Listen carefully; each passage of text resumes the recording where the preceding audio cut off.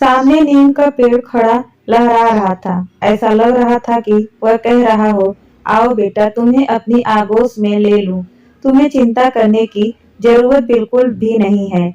बस अपनी कुछ उम्मीदों को लेकर मैंने मायके के दहलीज पर कदम रखे थे, यह सोचकर कि शायद मेरे कदम रखते ही मेरे तीनों भाइयों के बीच का मतभेद खत्म हो जाएगा। मगर सिर्फ यह मेरी भूल थी। सामने तीन दीवारें दिखाई दे रही थी। दिलों के बीच दीवार खड़ी हो चुकी थी। अब यह कैसे खत्म होती? झगड़ा सिर्फ इस नीम के पेड़ को लेकर था। यह किसके हिस्से में हो, इस बात को लेकर तीनों के बीच घमासान जारी था। अतः यह निर्णय लिया गया कि इस पेड़ को ही गिरा दिया जाएगा और इसकी लकड़ियों का भी बंटवारा होगा। और उस जगह का भी अंतिम बार मैं अपने नीम के पेड़ से मिलने आई थी। देख तो लूं आखिरी बार, नीम का यह पेड़ मेरे बचपन की सारी खुशियों का गवाह रहा है। गर्मियों में अम्मा कहती थी, थोड़ी देर नीम के पेड़ के नीचे खेलो ताकि फोड़े फुंसी ना हो। कुछ देर तक मैं उसके नीचे खड़ी हो गई। पता नहीं ईश्वर का विधान क्या है, समझ में नहीं आता। मेरे तीनों भाई आपस में जान देते थे। मैं ही उनके बीच कबाब में हड्डी बन जाती थी और लड़ाई लगाया करती थी। लेकिन यह तीनों एक दूसरे से भरपूर प्यार के लिए करते थे। बड़े भैया ने अपना इंजीनियरिंग इसलिए टॉप किया था कि मझले भैया इंजीनियरिंग कर सके, क्योंकि पापा के पास इतना समर्थन नहीं था कि दो दो बच्चों को इंजीनियरिंग पढ़ा सके। छोटा विनय सबका दुलारा था। अम्मा का तो वह लाडला था। लेकिन ना जाने कौन से ग्रह का साया मेरे परिवार में पड़ गया।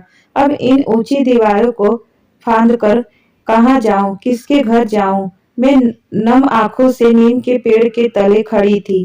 तभी बड़े भैया की आवाज मेरे कानों में पड़ी, अरे अंजनी, वहाँ क्या कर रही हो तू? उनकी आवाज में से अपने प्रश्न वी हुई बाहर आई, अपनी आंखें पोंछी और उनके पैर छूकर प्रणाम किया। आओ, अंदर आओ। भैया के चेहरे पे परिचित मुस्कान मौजूद थी। नीलम, जरा चाय बनाना, देखो कौन आया है। भैया अपने चिरपरिचित अंदाज में खुशी से भाभी को आवाज देते हुए बोले, अंजनी, तुम चाय पियोगी या कॉफी? भैया को चाय पसंद थी, इसीलिए मैंने चाय बोल दिया। भाभी भी खुशी से बलैया लेते हुए बोली, बहुत अच्छा किया अंजनी, तू आ गई। तुम्हें देखते ही भैया खुश हो जाते हैं। थोड़ी देर बैठने के बाद मैंने मझले भैया के पास चली गई और फिर छोटे विनय के पास। सबने मुझे हाथों हाथ लिया। मैं आश्चर्यचकित थी इस बात से कि इतनी देर से मुझे यह नहीं पता था कि माँ कहाँ है। विनय, माँ कहाँ गई? उसके चेहरे पे सन्नाटा दिखाई दे रही थी। वह झलझलाते हुए बोला, अंजनी, हम तीनों ने मिलकर यह फैसला किया था कि माँ 4-4 महीने सबके पास रहेगी, मगर माँ को यह नागवारा लगा। उनके ईगो पर आ गया। वह नाराज होकर बोली, अब मेरा भी बंटवारा करोगे? घर, जमीन, जायदाद सब तो बांट लिया है, मेरा बंटवारा नहीं होना चाहिए। इसका क्या मतलब है? मैं उसकी बात समझ नहीं पाई। अब क्या बताऊं? घर की बात विनय बोल रहा था, उसकी बात मेरे गले में ही अटक गई। घर की बात? मैं उसे एकाएक देखती रही थी। उसने अपनी बात को संभालते हुए कहा, अंजनी, तुम अपने ससुराल में उलझी रहती हो। तुम अपने पति और परिवार और बच्चों को संभालो, यहाँ की टेंशन मत लो, हम सब संभाल लेंगे। वह सब ठीक है, पर यह तो बताओ कि माँ कहाँ गई? माँ वृद्धा आश्रम चली गई है। क्या? माँ वृद्धा आश्रम चली गई है? यह तुम लोगों ने क्या किया? किस बात पर इतना मतभेद हो गया कि तुमने माँ को हटा दिया? हमने माँ को वृद्धाश्रम नहीं भेजा, यह उनकी खुद की इच्छा थी। तुम उनसे बात क्यों नहीं कर लेती? कई बार उनसे बात करने की कोशिश की, परंतु उनका फोन नहीं लगा।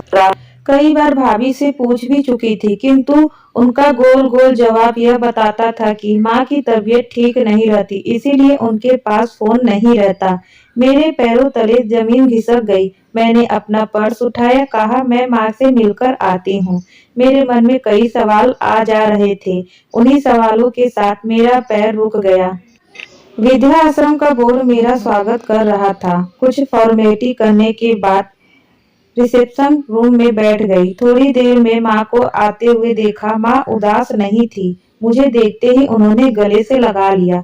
यह सब क्या है? आप यहाँ क्यों हैं?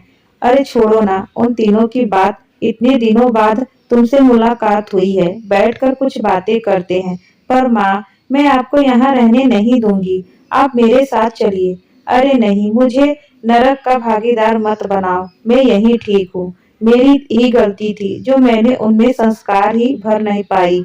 मगर माँ, कोई क्या कहेगा कि 4 बच्चों की माँ विद्या आश्रम में। अरे विद्या आश्रम में तो ना नहीं ना, यह तुम तेरी बड़ी मौसी का घर है जिसे तेरे मौसा जी ने विद्या आश्रम में बदल दिया। मुझे यहाँ किसी भी बात की कोई कमी नहीं है, मैं खुश हूँ। मेरी बहुत सारी सहेलियां बन चुकी हैं, सब मेरा ख्याल रखती हैं। उस घर में रहकर लड़ाई झगड़े से तो अच्छा है कि मैं यहीं रहूं। बचपन में ही हम सिम्मी मौसी के यहाँ जाते भी थे, इसीलिए वह जगह कुछ अनजान नहीं थी। मौसी की कैंसर से मृत्यु हो के बाद उनकी आत्मा की शांति के लिए मौसा जी ने इसे अनाथ बुजुर्गों के लिए घर बना दिया था। बड़े ही भारी मन से मैं माँ से विदा लेकर वहां से निकली। दूसरे दिन सुबह ही मुझे वापस लौटना था। रात भर करवट बदलने के बाद नींद देर से आई और सुबह ठक ठक की आवाज से नींद खुली। तभी बड़ी तेजी से कुछ आवाज करता हुआ कुछ धड़ाम से गिर गया।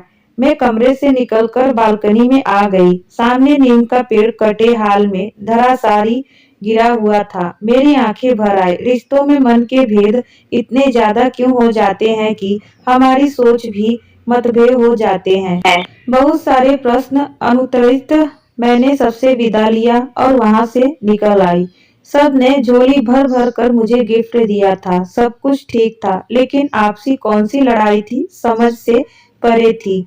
अगर किसी को थोड़ी जमीन ज्यादा मिल जाती या किसी को थोड़ी जमीन कम मिल जाती तो उससे क्या हो जाता। एक समय था कि बड़े भैया ने अपने इंजीनियर बनने का सपना छोड़ दिया था, पर आज की सच्चाई मुझे खून के आंसू रुला रही थी।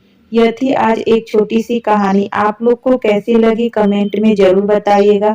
अच्छी लगी हो तो चैनल को सब्सक्राइब, वीडियो को लाइक शेयर करना मत भूलिएगा। धन्यवाद।